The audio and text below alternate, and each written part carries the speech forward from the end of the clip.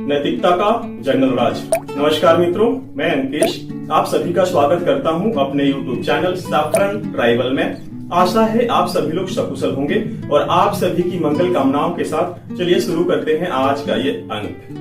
बिहार में अगले कुछ ही महीनों में इलेक्शंस होने वाले हैं और वहां पे जो लालू प्रसाद यादव के बड़े बेटे हैं तेज प्रताप यादव, उन्होंने एक नया बॉम्ब फोड़ दिया है। तेज प्रताप यादव का जो तलाक चल रहा था उनकी वाइफ के साथ, ऐश्वर्या राय जिनका नाम है, इसी दौरान उन्होंने सोशल मीडिया पे एक पोस्ट की जिसमें वो एक नई लड़की के साथ शादी करते हुए दिख रहे हैं, यानी कि दूसरी लड़की के साथ शादी करते हुए दिख रहे हैं और उन्होंने ये ऐलान भी किया कि उन्होंने दूसरी शादी कर ली है। इसी पे जो लालू यादव है उन्होंने नैतिकता की दुहाई देते हुए तेज प्रताप यादव को 6 साल के लिए निष्कासित कर दिया और उनको अपनी प्रॉपर्टी से बेदखल कर दिया और उनका कहना है कि तेज प्रताप यादव के साथ उनका कोई लेना देना नहीं है। और उसी के बाद से नैतिकता पे जो बहस है बिहार में वो काफी गरमाया हुआ है और बिहार में क्या कहें पूरी इंडिया में गरमाया हुआ है और तब से नैतिकता पे अलग अलग तरीके के मीम्स बन रहे हैं और बातें हो रही हैं। इसी दौरान मुझे सोशल मीडिया ऐप एक्स पे एक वीडियो दिखा जिसमें कि एक एंकर और एक पत्रकार बात कर रहे हैं और वो बता रहे हैं कि लालू के टाइम में कैसी नैतिकता हुआ करती थी और किस तरह से जंगल राज फैला हुआ था। वैसे जो जंगल राज लालू और राबड़ी देवी के टाइम में जो हुआ था उसको एक वीडियो में समाहित करना बिल्कुल मुमकिन तो नहीं है, फिर भी इन्होंने कुछ अंश को इसमें वीडियो में डिस्कस करते हुए देखा जा सकता है। तो मैं चाहता हूं कि आप लोग पहले इस वीडियो को देखें। इनकी जो चौथी बेटी है रागिनी यादव जो थी, उनके साथ भी कुछ इसी तरह का एक केस आया था क्योंकि ये पूरा मामला मीडिया में था और मैं खुद उस समय रिपोर्टिंग करती थी।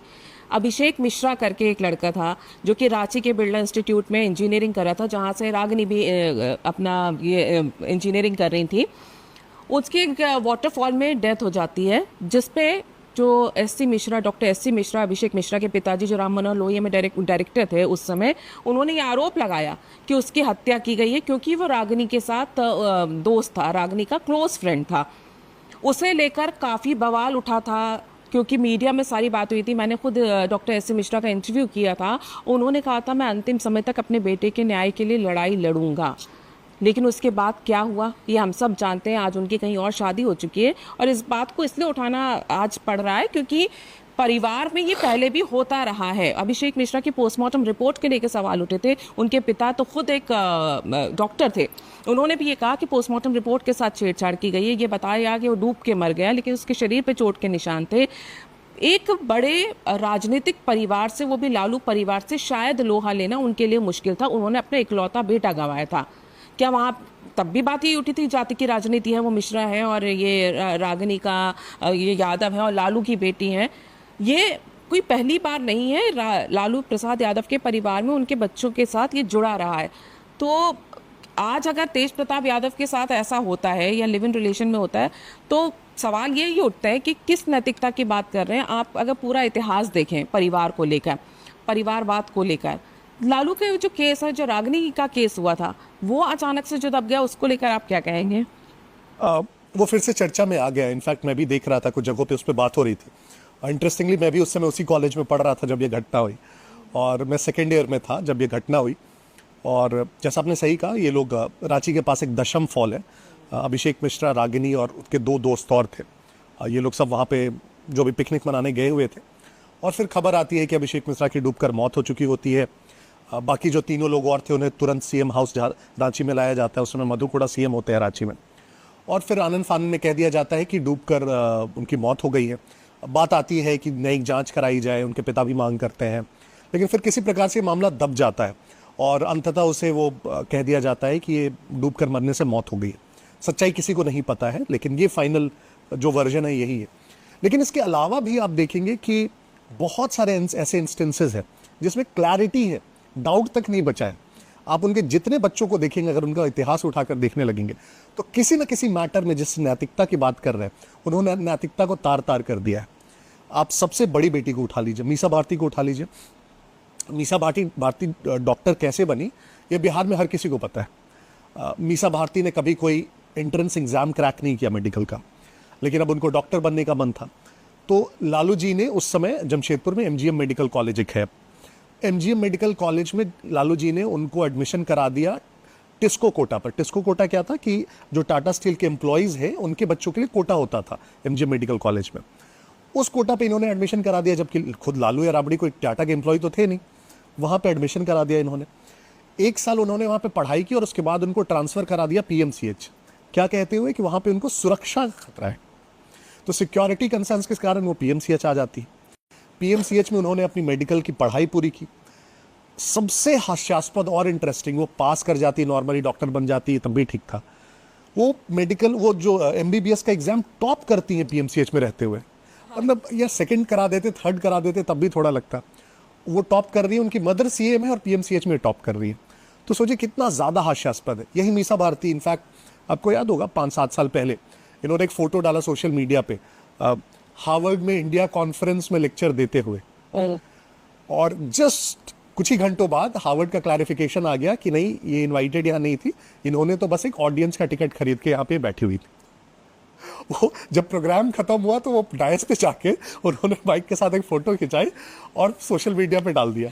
तो लंबे लिस्ट है। इनफैक्ट जो दूसरी बेटी है, इनफैक्ट आपने अगर इसी सीक्वेंस को देखा होगा तो लालू जी के ट्वीट पर जो उनकी और एक बेटी है रोहिणी आचार्य, उन्होंने उसको टॉपअप करते हुए और नैतिकता की 3-4 लाइनें लिखी, बातें लिखी। रोहिणी आचार्य भी डॉक्टर ऐसे ही बनी जैसे मीसा भारती बनी। उनको भी एमजीएम मेडिकल कॉलेज में एडमिशन कराया गया, टिस्को कोटा पे, फिर पीएमसीएच लाया गया और वो डॉक्टर बन गई। इन दोनों ने जिंदगी में कभी एक दिन भी प्रैक्टिस नहीं किया, आला भी नहीं पकड़ा। इन्हीं रोहिणी आचार्य की जब शादी हो रही थी 2002 में पटना में, और आप किसी से भी बिहार में या पटना में पूछ लेंगे कि उस शादी में क्या हुआ था, तो मतलब उसके इतने चर्चे हैं, हर कोई आपको बता सकता है, उस पर कोई शक भी नहीं। उनकी शादी के लिए पटना में एक ताजमहल पैलेस होटल जो बॉम्बे का है, उसका रेप्लिका के तौर पर एक टेंट बनाया गया। उनकी शादी के लिए वहाँ के जितने गाड़ी के शोरूम्स थे उससे गाड़ियाँ उठा ली गई, करीब 50 गाड़ियाँ उठाई गई। एक मारुति शोरूम के ओनर ने स्वेच्छा से 5 गाड़ियाँ दे दी कि आप 5 ले जाइए। कहा गया नहीं, 5 से काम नहीं चलेगा। 10 और गाड़ियाँ उठाई, एसी वाली नई मॉडल ऑल्टो और वैगन आर। फिर ये लोग फर्नीचर के शोरूम जाते हैं।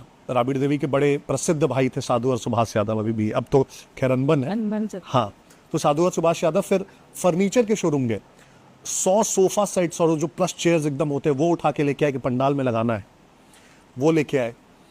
बस चैन की सांस ले पाए और फूल वाले, क्योंकि फूल आए थे सिंगापुर से, थाईलैंड से, दिल्ली से फूल मंगाए गए थे, तो उनको कुछ नहीं किया गया। जो गाड़ियां लूटी गई, उन गाड़ियों में पेट्रोल भी पेट्रोल वाले से, मतलब पेट्रोल पंप से क्रेडिट भराया गया, पैसे नहीं दिए गए उसके। उस पूरा जो आयोजन था उसके कार्ड्स, शादी के कार्ड्स बंटवाए गए डीएम और एसपी से, डिस्ट्रिक्ट्स के शादी के कार्ड उनसे बांटे गए। उस पूरे आयोजन में सुरक्षा के लिए करीब 300 राज्य के पुलिस बल और एसटीएफ के कमांडोज लगे गए, बारातियों की सुरक्षा और आवो भगत के लिए 300 पुलिस वाले वहाँ थे। और दूल्हे का नाम राव रणविजय सिंह, और बहुत इंटरेस्टिंग है। तो राव रणविजय सिंह जिस गांव से आते थे उसमें बिहार में कहीं भी बिजली, सड़क, ये चीज़ें होती नहीं थी। तो दूल्हे के गांव, अब राज्य सरकार के कर्मचारी भी लालू को खुश करने के लिए, मतलब, तो रातों रात दूल्हे के गांव पे बिजली चली गई, टेलीफोन का लाइन चला गया, सड़क चली गई। इनफैक्ट एक एस्टिमेट है, मैंने कोट किया है बुक में, कि सिर्फ वहाँ बिजली पहुँचाने में करीब 25 लाख रुपए का लॉस हुआ इलेक्ट्रिसिटी डिपार्टमेंट को। ठीक। और सबसे हास्यास्पद इस पूरी चीज़ में कि जो दूल्हा था वो दूल्हे के पिता इनकम टैक्स के कमिश्नर थे। तो ये रोहिणी आचार्य अगर दुहाई देने लगे नैतिकता की, जिनकी एमबीबीएस डिग्री से लेके, जिनकी शादी से लेके सब कुछ इतने विवादों के घेरे में, तो क्या बोल सकता है इनका? एक मैं पूरे परिवार के एक बच्चे, एक व्यक्ति का आपको, और and these are on record with credible sources. इसमें कोई भी ऐसी चीज नहीं है कि जो सिर्फ और सिर्फ एक प्रकार से बयानबाजी है या कहा सुना है।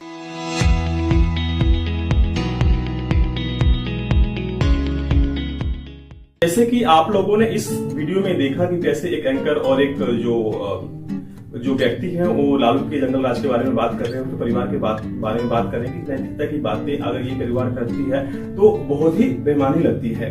ये तो उस समय का जंगल राज था 13-14 सालों का, उसका कुछ अंश, एक तरह से कहें तो 1% भी नहीं बताया है इन लोगों ने। तो अभी इलेक्शंस आने वाले हैं और इस बातों पे हम आगे चर्चा करते रहेंगे। आशा है आप लोगों को मेरा जो ये वीडियो था पसंद आया होगा। अगर पसंद आया है तो मैं आप लोगों से आग्रह करूंगा कृपया मेरी वीडियोस को लाइक करें, कमेंट करें और शेयर करना ना भूलें। और आप लोगों से फिर मैं मिलता हूं जल्द ही ऐसे ही किसी इंटरेस्टिंग वीडियो में। तब तक के लिए मैं आप लोगों से लेता हूं विदा और बोलता हूं जय श्री राम। बहुत बहुत धन्यवाद अंत तक देखने के लिए।